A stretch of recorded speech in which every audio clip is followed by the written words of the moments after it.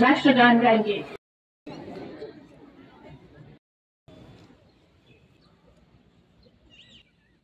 धन्यवाद। आप सबसे अनुरोध करूंगी कि आप अपने स्थान पर खड़े हो जाएं। हम सब मिलकर शांति से हमें शपथ दिलाएंगे। ओम गुप्ता कि संपूर्ण मानव जाति की सुख समृद्धि के लिए निष्ठा पूर्वक अत्याचार के प्रयत्न अंधकार पर रचनात्मक व्यवहार से विजय प्राप्त करूंगा और संकल्प लेता हूँ कि दया, चारे एवं सद्भावना के बीच मिलाकर फिर से सूर्य उदय हो। तो मुझे जो है जब ये प्रोग्राम होता है तो उन सारे साथियों की याद आती है जिन्होंने 90 में ये शुरुआत की। कुछ तो चले गए लेकिन कुछ तीन जनरेशनें जो है वो यहाँ आती रही और जो एक पीस का प्रोसेस है उसको आगे बढ़ाती रही। आज बच्चे जो हैं यहाँ अलग अलग गिफ्ट लाए हैं इन्होंने। जब एलजी साहब यहाँ से जाएंगे और वो प्रेजेंट करेंगे। लास्ट टाइम आप जब प्रोग्राम खत्म हुआ तो इधर से ही निकले थे, तो बच्चे जो है वो एक साइलेंस ऑब्जर्व करें और आपसे भी जो है ऐसे मुलाकात होगी जब जनाब एलजी साहब जहाँ से तशरीफ लाएंगे। बहुत बहुत शुक्रिया, धन्यवाद। जय हिंद, जय भारत। यार ऐसे हो जाओ। ये बहुत बड़ा अवसर है। Mahatma Gandhi Sanvi Gupta NCC certificate holder badminton के उत्कृष्ट खिलाड़ी जेएम के बेस्ट कीपर अवार्ड से सम्मानित गांधी जनों को देश की सेवा में न्यौछावर कर दिया। मैं सबसे पहले आमंत्रित कार्यक्रम में उपस्थित पद्मश्री सम्मान से विभूषित सभी महान हस्तियां, विभिन्न सामाजिक और राजनीतिक क्षेत्रों के आमंत्रित प्रमुख व्यक्ति, देवियों, सज्जनों तथा प्यारे बच्चों, पूज्य बापू की पुण्यतिथि पर सबसे पहले मैं उन्हें श्रद्धांजलि अर्पित करता हूँ तथा शीश झुकाकर उन्हें नमन करता हूँ। स्वतंत्रता संग्राम में गांधी जी के मार्ग पर चलने वाले उन सभी महान विभूतियों के त्याग तथा बलिदान को भी आज मैं शहीद दिवस के अवसर पर नमन करना चाहता हूँ। विशेष रूप से गांधी ग्लोबल फैमिली तथा पद्मश्री डॉक्टर एस.पी. वर्मा जी और उनके सभी साथियों के प्रति बापू के आदर्शों को जन जन तक पहुंचाने के लिए हृदय से कृतज्ञता भी ज्ञापित करता हूँ। मित्रों, जैसा आप जानते हैं, सत्य और अहिंसा के सिद्धांत जिनके प्रति बापू सदैव प्रतिबद्ध थे, वह समय तथा भौगोलिक सीमाओं से परे मूल्य आज भी उतने ही प्रासंगिक हैं जितने गांधी जी के जीवन काल में थे। और मैं समझता हूँ उनके उल्लेखनीय आदर्श हमें वास्तव में एक विकसित भारत के निर्माण के लिए रोड मैप प्रदान करते हैं, जहाँ प्रत्येक नागरिक को शांति, समानता और न्याय के साथ अपने जीवन को समृद्ध बनाने का अवसर मिल सकता है। बापू ने हमें अहिंसा का जो सिद्धांत दिया वो तमाम मतभेदों के शांतिपूर्ण समाधान के लिए सबसे ताकतवर साधन हमें दिखाई पड़ता है। आज विश्व के अलग अलग हिस्सों में संघर्ष और आपसी मतभेद देखने को मिल रहे। वहाँ आक्रामकता के चलते समाज की सृजन शक्ति और प्रगति के मार्ग में ढेर सारी बाधाएं और चुनौतियां सामने आ रही हैं। संपूर्ण विश्व को आज गांधी के सत्य, अहिंसा, निष्काम सेवा, त्याग, प्रेम, सहिष्णुता तथा शुचिता जैसे मूल्यों की आवश्यकता महसूस हो रही है। और मैं निजी रूप से मानता हूँ कि गांधी जी के आदर्श और मूल्य ही संपूर्ण मानवता को नई राह दिखा सकते हैं। उनके आदर्श एवं मूल्य ही संघर्ष के बजाय विश्व के लिए सद्भाव और समृद्धि का मार्ग प्रशस्त कर सकते हैं, जिससे वसुधैव कुटुंबकम की भावना स्थापित हो सकती है और हम मानव हित के लिए आवश्यक ऊंचे लक्ष्यों को प्राप्त कर सकते हैं। आज मैं गांधी जी के सपनों और विकसित भारत मिशन के माध्यम से जो प्रयास उसको साकार करने के लिए हो रहे हैं, मैं अपने विचार रखना चाहूंगा। जैसा हम सब जानते हैं कि आज ये देश का संकल्प बन चुका है कि जब हम आजादी का शताब्दी वर्ष मनावे 2047 में 2047 में, तो देश ये चाहता है कि भारत एक विकसित राष्ट्र के रूप में हमें मिले। मुख्य रूप से 4 स्तंभ उसके आप सब जानते हैं। पहला गरीब और वंचित वर्ग, दूसरा किसान, तीसरा नौजवान और चौथा नारी शक्ति। पूज्य बापू ने कहा था कि उनके जीवन का मिशन और आंख से आंसू पोंछना है। वो स्वयं मानते थे कि नीतियां हमेशा सबसे गरीब लोगों को ध्यान में रखकर बनाई जानी चाहिए और सर्वजन कल्याण को सर्वोच्च रूप से बढ़ावा देना चाहिए। मैं आपसे विनम्रता पूर्वक निवेदन करना चाहता हूं कि अगर हम मूल्यांकन करेंगे तो ये सच है कि पिछले 10-11 वर्षों में भारत की आर्थिक प्रगति, इकोनॉमिक ग्रोथ अभूतपूर्व रही। जहां 2014 में हम विश्व की 11वीं बड़ी अर्थव्यवस्था बने थे, वहां से आरंभ हुई यात्रा आज भारत दुनिया की 5वीं बड़ी अर्थव्यवस्था बन गया और जो अनुमान किया जा रहा है कि 2027 तक दुनिया की तीसरी सबसे बड़ी अर्थव्यवस्था भारत होगा। भारतवर्ष के 25 करोड़ लोग पिछले 10 वर्षों में गरीबी रेखा के बाहर निकल सके। मैं मानता हूं कि पूज्य गांधी जी ने जिस आत्मनिर्भरता और गरीब कल्याण का सपना देखा था, उसकी प्राप्ति के लिए जो आदर्श दिए थे, देश आज उस रास्ते पर चलकर उनके सपनों को साकार करने में शिद्दत से जुटा हुआ है। बापू ने यंग इंडिया के 10 सितंबर 1931 के अंक में जो लिखा था, उसे मैं उद्धृत करना चाहूंगा कि भारत में ऐसी व्यवस्था होनी चाहिए जिसमें गरीब से गरीब लोग भी यह महसूस करेंगे कि वह उनका देश है, जिसके निर्माण में गरीब आदमी की आवाज का भी महत्व है। गांधी जी आगे लिखते हैं, वैसे भारत के लिए कोशिश करेंगे जिसमें ऊंच और नीच वर्गों का भेद नहीं होगा और जिसमें विविध संप्रदायों में मेल जोल होगा।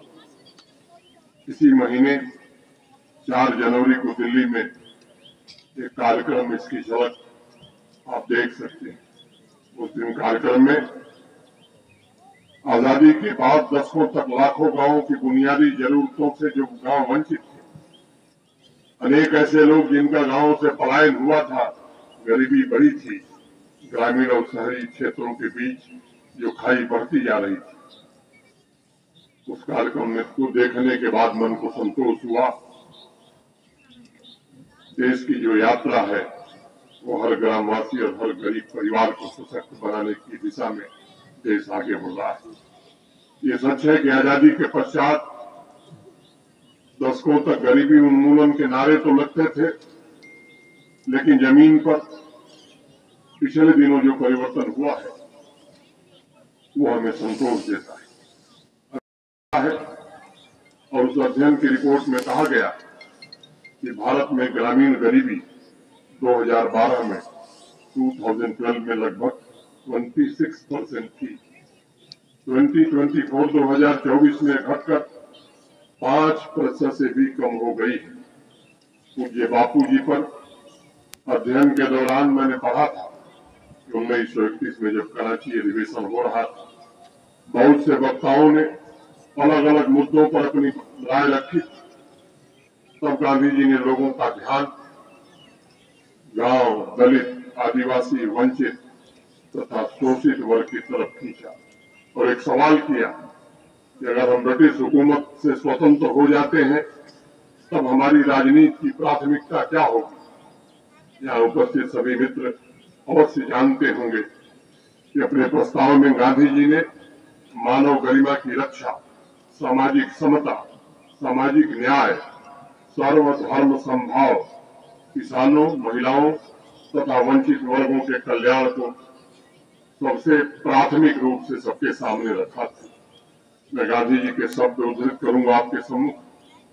जो प्रस्ताव पारित हुआ, इस प्रस्ताव को पारित करते समय हम अपने लोगों और विश्व के सामने स्पष्ट करते हैं कि हम उस समय क्या करेंगे जब सत्ता में आएंगे। मित्रों, भविष्य की राजनीति के लिए बापू ने 1931 में जिस दृष्टिकोण को रखा था, मुझे लगता है कि वही आज भारत का संकल्प बनता जा रहा है। और देश के वर्तमान प्रधानमंत्री जी ने वंचितों को वरीयता मिशन के साथ जो काम प्रारंभ किया है, मुझे लगता है कि शायद वह सही रास्ते पर देश को आगे ले जाएगा। विकसित भारत के 4 महत्वपूर्ण स्तंभों में से दूसरा स्तंभ है नारी शक्ति का सशक्तिकरण, एम्पावरमेंट। पूज्य बापू का कहना था कि आत्म बलिदान और साहस के मामले में नारी पुरुषों से अधिक योग्य होती है। गांधी जी के सिद्धांत के अनुरूप आज नारी शक्ति को उसका उचित स्थान मिले, इसका प्रयत्न हो रहा है। सिर्फ उनका विकास नहीं, बल्कि उनके नेतृत्व में भारत का विकास हो, इसके प्रयत्न प्रारंभ हुए। मुद्रा योजना के तहत सबसे ज्यादा 30 करोड़ महिला उद्यमियों को आर्थिक सहायता मिली। स्टेम एजुकेशन में हमारी बच्चियों की भागीदारी आज 43% हो गई है, जो दुनिया में सबसे ज्यादा है, विकसित देशों से भी ज्यादा है। लोकसभा और राज्यसभा, लोकसभा और विधानसभाओं में महिलाओं के लिए 1/3 सीटें आरक्षित कर दी गई। ग्रामीण इलाकों में प्रधानमंत्री आवास योजना के अंतर्गत बनाए गए 70% से अधिक मकान आज हमारी बहनों के नाम से हैं।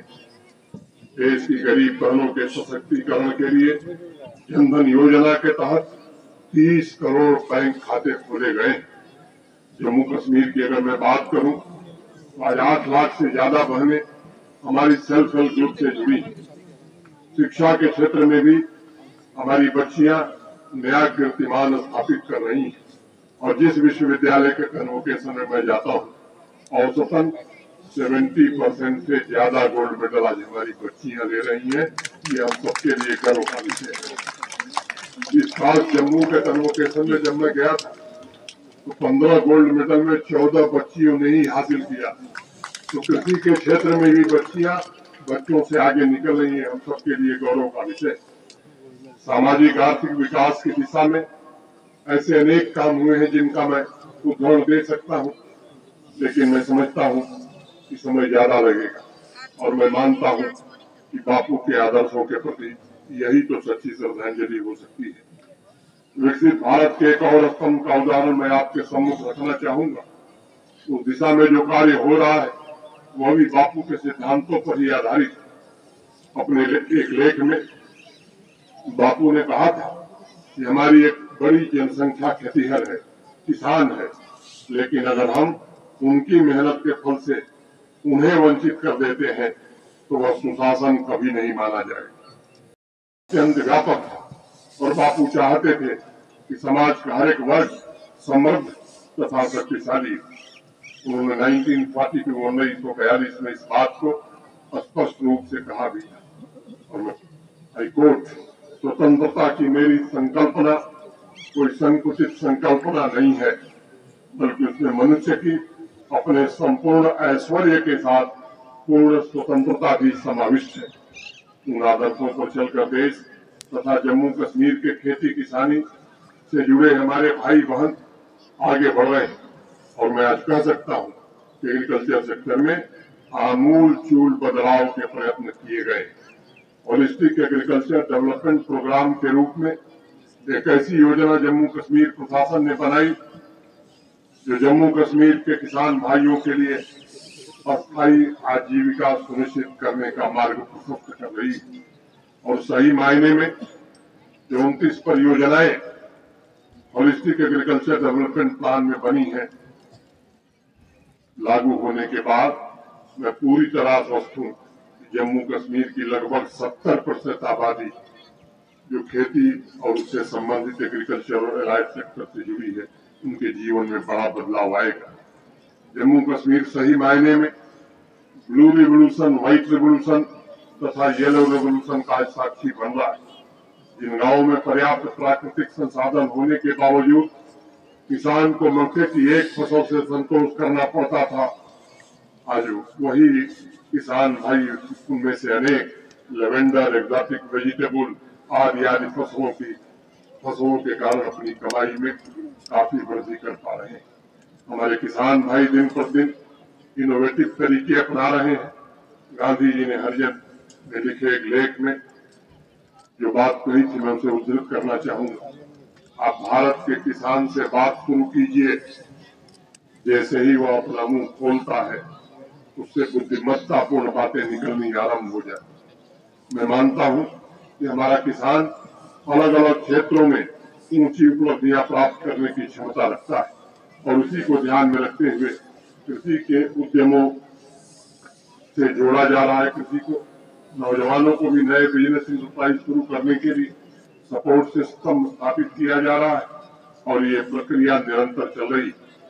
मैं गर्व से कह सकता हूं कि इस दिशा में जो प्रयास जम्मू कश्मीर प्रशासन ने पिछले 1.5-2 वर्षों में किया है, वो अपना प्रभाव दिखाने लगा है और मुझे उम्मीद है देश के अग्रणी किसानों में हमारे जम्मू कश्मीर के किसान भाइयों का नाम भी अवश्य दर्ज होगा।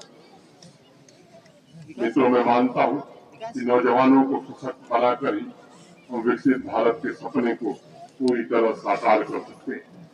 गांधी जी ने कभी कहा था कि जिम्मेदारी युवाओं को मृदु और संयमी बनाती ताकि वे अपने दायित्वों का निर्वहन करने के लिए तैयार हो सके। जम्मू कश्मीर में लंबे समय तक यहाँ का युवा सरकारी नौकरी पर ही आश्रित हुआ करता था। उनके स्वरोजगार के सपनों को पूरा करने का पिछले कुछ वर्षों में गंभीर प्रयास हुआ है।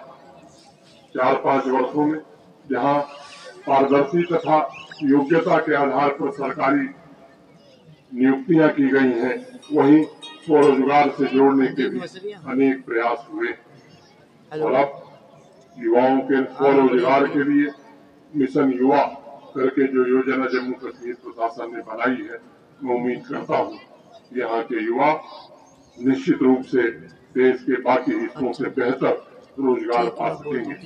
नौजवान समाज के प्रति अपनी जिम्मेदारियों और कर्तव्यों को भी समझे तथा उन्हें निभाएं। पूज्य गांधी जी ने एक बार कहा था, लोग स्वराज्य चाहते हैं, मैं भी स्वराज्य चाहता हूँ, लेकिन स्वराज्य मिलने का ढंग मेरा दूसरा है। पहले खुद काम करो, पीछे से सरकारी मदद लो। सरकारी मदद पहले नहीं मिलेगी। अगर इस भाव से हम आगे काम करेंगे, पहले खुद आगे बढ़ेंगे, तो प्रशासन और सरकार भी आपके पीछे आएगा।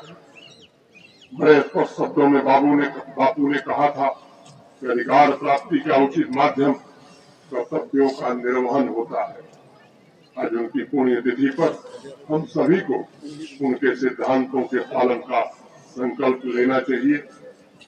जैसा वर्मा जी ने बताया, पिछले 4 वर्षों से ये प्रयत्न हो रहा है कि बापू की जब जन्म जयंती मनाई जाती है तो 5 सितंबर को डॉक्टर राधाकृष्णन जी का जन्मदिन होता है, जिसे जम्मू कश्मीर शिक्षक दिवस के रूप में देश की तरह मनाने लगा है और उसके बाद से ही बापू जयंती के कार्यक्रम प्रारंभ हो जाते हैं।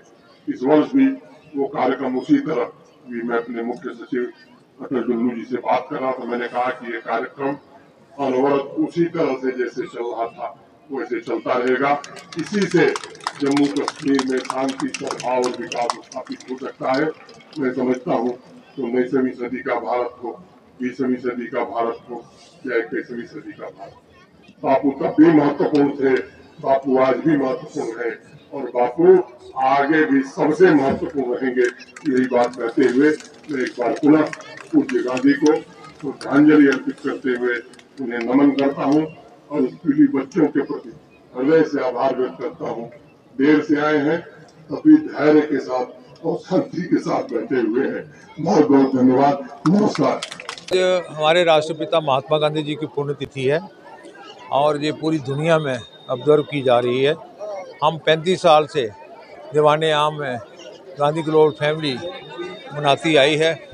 आपने देखा होगा ये कारवां बढ़ता ही जा रहा है और जो पीस एंड नॉन वायलेंस की जो फिलॉसफी है उनकी, वो उसमें छोटे बच्चे बड़े 4 जनरेशनें जो हैं वो हमारे साथ काम कर रही हैं। तो आज शांति दूत सम्मेलन था। शांति दूत सम्मेलन जो है वो पहला हिंदुस्तान में हुआ है जिसमें हमने जो है वो गांधी दूत भी बनाए हैं और मार्टियर्स को भी जो है वो हमने याद किया है। मैसेज क्या रहेगा आपकी तरफ से? मैसेज क्या देना चाहेंगे?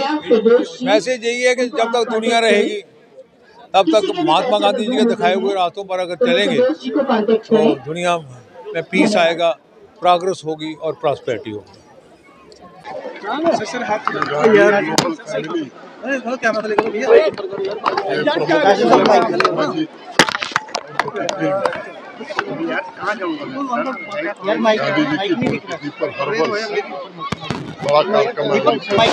मेरा कहना तो यही